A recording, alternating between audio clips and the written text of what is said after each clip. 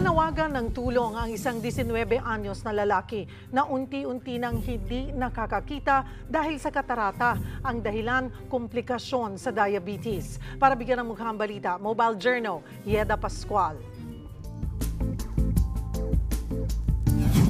Ang diabetes ng isang binatilyo mula sa San Jose del Monte, Bulacan, nauwi sa katarata at unti-unting pagkawala ng paningin.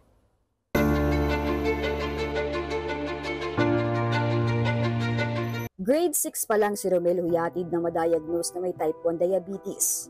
2020 nagkaroon siya ng katarata. Tuluyan ang hindi nakakita ang kanyang kanang mata, habang ang kaliwang mata naman sobrang labo na. Nahihirapan po ako sa mga gawain. Halimbawa po ng pagwawalis, paghugas ng plato, pagsusulat.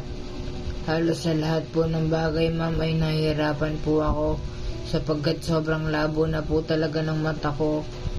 Ayon kay Doc Fran, isang ophthalmologist, komplikado kapag ang cause ng katarata ay diabetes. It causes swelling ng lens, nagkakaroon siya ng damage dun sa lens protein, and then nagkakaroon din siya na clouding ng lens. Pag nagkaroon na siya ng clouding ng lens, ang tawag na doon is cataract na siya. So it's very, very common for hindi na ma-manage or hindi na ma-maintain ng matagal na panahon yung mataas na sugar or glucose sa blood. Pero bakit nga ba nagkaroon ng diabetes si Romel?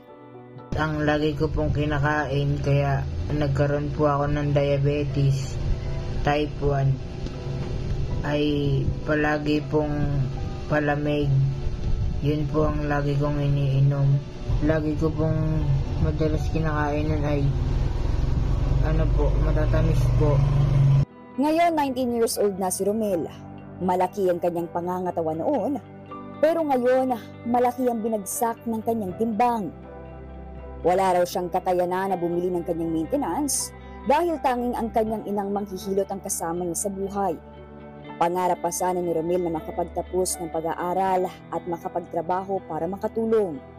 Sabi naman ni Doc, mataas ang pag-asang manumbalik ang linaw ng paningin ni Romel. Pero yan ay kung wala siyang diabetic retinopathy na malalaman lang pagkatapos ng operasyon. We cannot really be 100% sure na pag tinanggal natin yung cataract, lilinaw na yung paningin ng patient.